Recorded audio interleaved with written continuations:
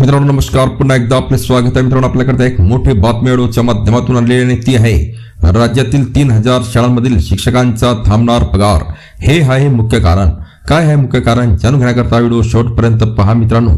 तर मित्रांनो, खासगी अनुदानित माध्यमिक शाळांसह प्राथमिक शाळांची 2025-26 या शैक्षणिक वर्षातील संच मान्यता अंतिम टप्प्यात आहे.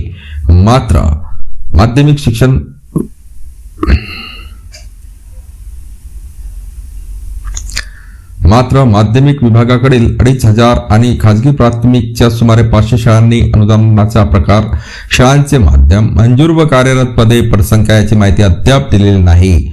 या शाळांना माहिती देण्यासाठी शिक्षण संचालकांनी मुदत दिली आहे. 2025-26 या शैक्षणिक वर्षातील पटसंख्येनुसार प्राथमिक व माध्यमिक शाळांची सध्या संच मान्यता केली जात आहे.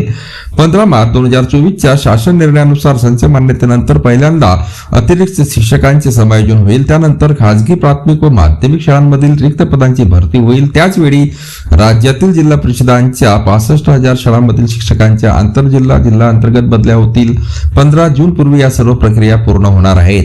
या पार्श्वभूमीवर प्राथमिक व माध्यमिक उच्च माध्यमिक विभागाच्या संचालकांनी सर्व खासगी अनुदानित शाळांमधील पटसंख्या आणि अतिरिक्त शिक्षकांची माहिती मागविली आहे, पण अद्याप 3000 शाळांनी माहिती दिलेली नाही. या आठवड्यात माहिती न दिल्यास त्या शाळांमधील शिक्षक शिक्षकेतर कर्मचाऱ्यांचा पगार थांबविला जाणार असून तसा इशारा शिक्षक संचालकांनी दिला आहे.